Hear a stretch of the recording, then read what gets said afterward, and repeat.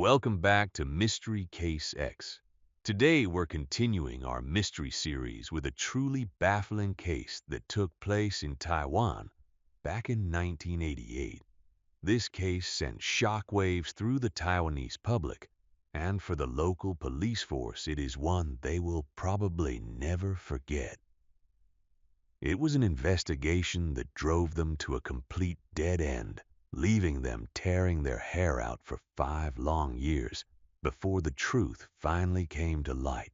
What exactly happened in this case to make the authorities lose their minds? Let's dive right into the details. It all started on October 16, 1988. A woman named Qin Gui Mai went to the Taipei police station to report that her son-in-law named Yao Jing Yuan had murdered her daughter named Wu Rui Yun. She handed over an audio recording of her two grandchildren, the couple's kids, who were just 4 and 5 years old. The content of that tape was chilling. When the grandmother asked the children where their mother was, they replied Mom and Dad had a huge fight that night. Dad was so mad, he beat Mom with a belt. Dad pulled Mom's head off, and then he broke off all her arms and legs. And then we couldn't find Mom anywhere. Hearing this, the police were understandably alarmed. The woman elaborated that she hadn't seen her daughter for over 2 months. She carried a deep, unsettling feeling in her gut. Ever since Wu got married, she had always kept the habit of frequently bringing her kids over to her mother's house for dinner. According to the mother, her son-in-law worked as a sailor on ocean-going vessels. Whenever he was back on land, he drove a taxi to make extra money. On July 12, 1988, Jing Yuan returned home from his ship. He stopped by his mother-in-law's house for dinner, but he came alone without his wife. Finding this strange, Mrs. Qian called her daughter's landline. Then Mrs. Wu answered, saying that she and her husband had just had a fight, so she didn't want to come over. Then, on July 15th, Mrs. Wu went over to borrow 2,000 new Taiwan dollars from her mother to buy groceries. That would be the very last time she ever contacted her family. Just one day later, on July 16th, Jing Yuan suddenly announced to his mother-in-law that the whole family was moving away. He told her that their new place didn't have a landline installed yet, so they might be out of touch for a while. Keep in mind, back in 1988, a landline was the only way to communicate. There were no cell phones or social media like we have today. After a few days with no sign of her daughter, Mrs. Qin pressed her son-in-law for answers. He just gave her a cold reply. She ran away from home. I already reported it to the police. You don't need to do it again. However, this chain of events only made her more suspicious. It made no sense for her daughter to vanish into thin air without a reason. Even if she had run away, she would have at least contacted her own mother, right? That's what she thought. Using the excuse of taking her grandchildren out to play, she brought them over and questioned them. The kids told her the exact same story as the one on the recording. Without hesitation, she took that tape straight to the police station. After listening to Mrs. Qin's statement and playing the audio, the police immediately brought Jing Yuan in for questioning. At the station, he adamantly maintained his innocence. He insisted he didn't kill his wife, claiming that his wife had simply packed up and left on her own. When asked why his own children would say he pulled their mother's head off, he said he had absolutely no idea why they would make up such a thing. But no matter how much Jing Yuan claimed he was innocent, he was now the prime suspect. Yet there were too many conflicting details that gave investigators a headache. For example, when police asked where his wife worked, he said that because he was away at sea. So often his wife had changed jobs and he didn't know the exact location.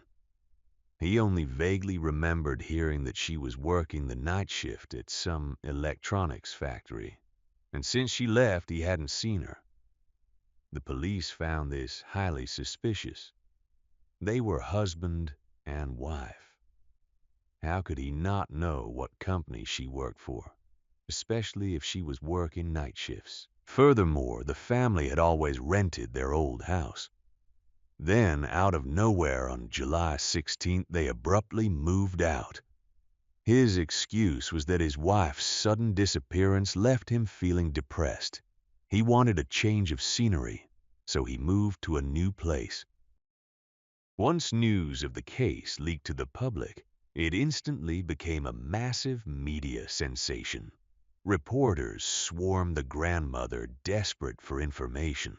Standing before the press, she seemed absolutely certain that her son-in-law had murdered her daughter.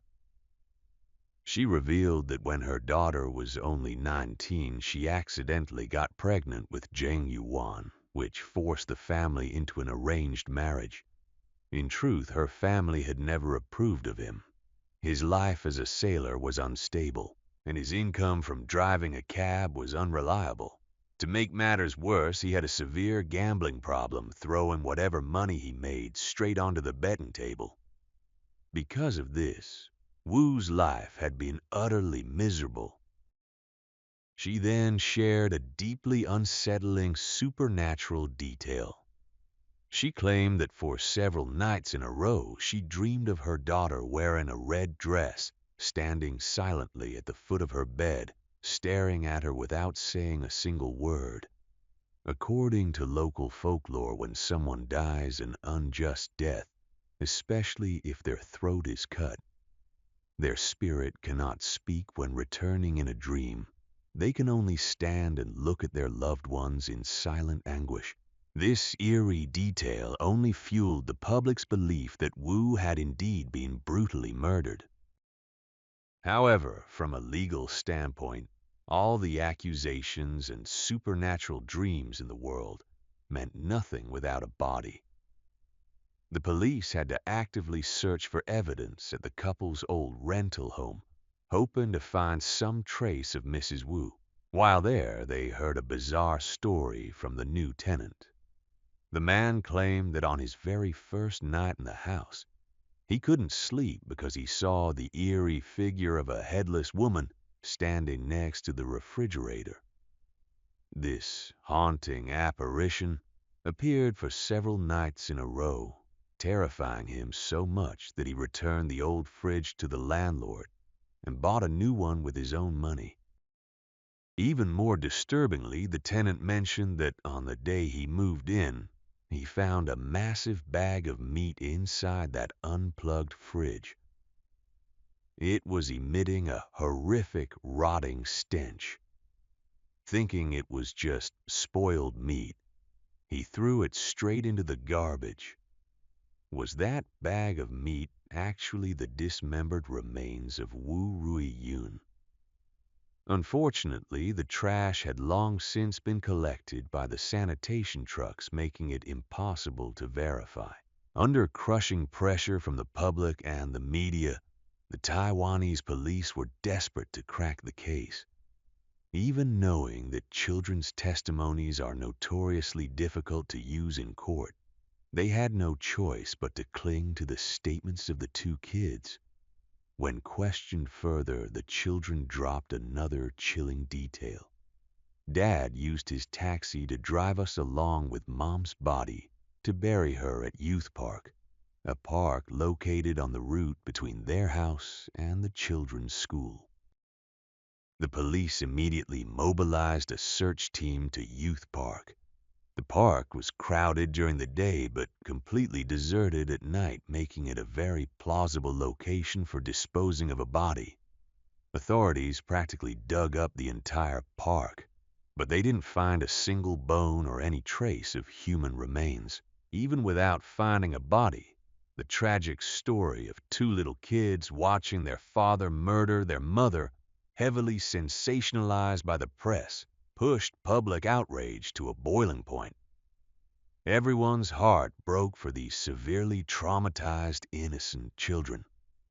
The pressure weighing on the police was immense.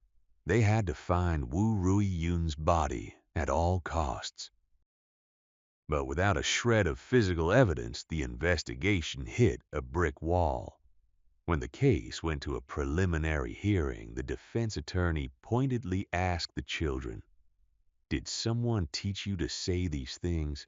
The two kids began to stammer, nodded their heads, and then burst into tears, refusing to say another word. Their testimony was officially thrown out due to clear signs of coaching. Zheng Yuan was temporarily released due to a lack of evidence. 2 years went by and there was still no sign of Wu Ruiyun. Despite failing to convict her son-in-law in court, Mrs. Qin refused to give up. Placing her faith in the spiritual realm in 1991, she sought out a female psychic who claimed she could channel spirits, hoping to ask where her daughter's body was buried. After performing a ritual, the psychic suddenly collapsed to the floor, convulsed, and then shot back up, claiming to be possessed by the spirit of Wu Ruiyun. She pointed to a burial spot at the foot of a large bridge. The family immediately alerted the police, who brought a team to excavate the site. And bizarrely enough, after digging under the bridge, they actually uncovered a large pile of bones. Ruiyun's family wept bitterly, believing they had finally found her remains. However, after a few days of forensic analysis, the police delivered a crushing blow. The bones belonged entirely to a pig. There wasn't a single human bone among them.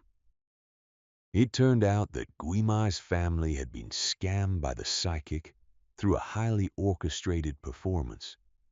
The incident caused yet another media uproar in Taiwan, but for the victim's family, it only brought devastating disappointment. And then came the most legendary plot twist in Taiwan's judicial history.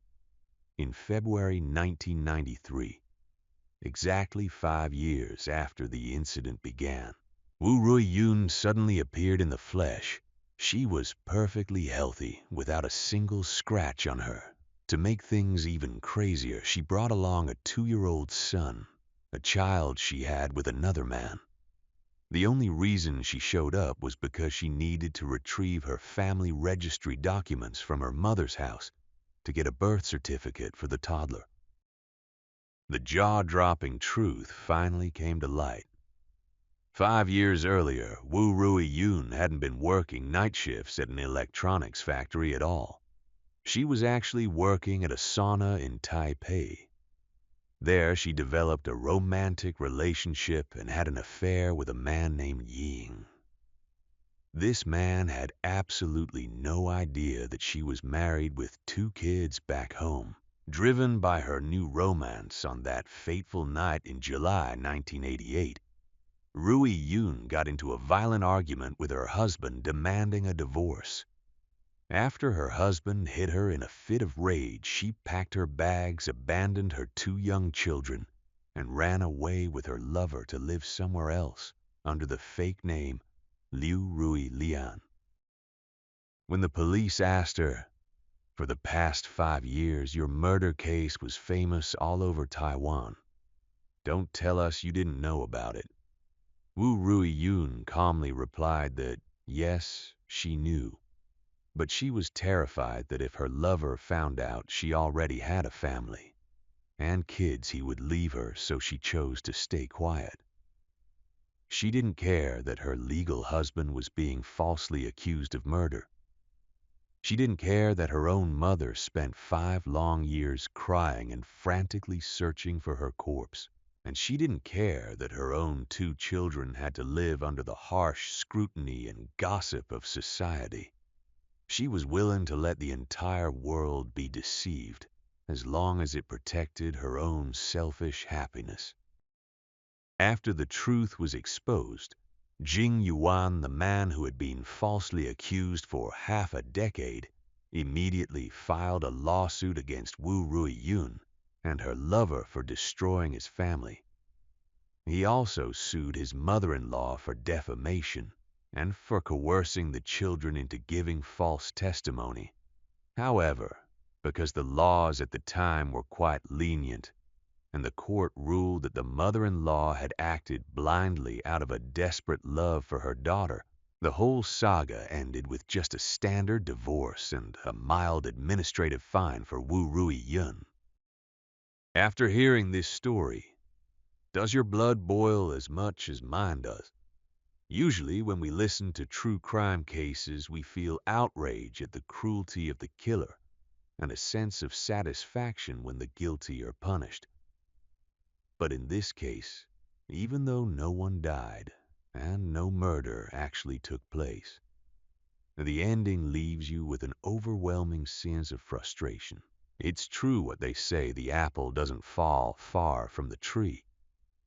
The mother-in-law was so blinded by her own bias that she rushed to the media to brand her son-in-law a murderer before knowing the facts, even planting those horrific, gruesome statements into the minds of two innocent children to send their own father to prison. But the most despicable person here is Wu Ruiyun. She was a mother so selfish it borders on cruelty. Just to fulfill her own desires, she was perfectly willing to let her two young children destroy their father's life, turning them into liars in a court of law. For 5 long years, those kids had to live in the dark shadow of public gossip, branded as the children of the murderer who dismembered his wife. If it hadn't been for that third child needing paperwork, she probably would have taken this secret to her grave, leaving her ex-husband to live in shame for the rest of his life. And let's not forget the previous tenant who fabricated that ridiculous story about the headless ghost by the fridge. It's absolute nonsense, just pouring gas on the fire to stir up drama and grab the public's attention. Ultimately, this entire tragedy was manufactured by the selfishness and lies of the living. That brings us to the end of today's video.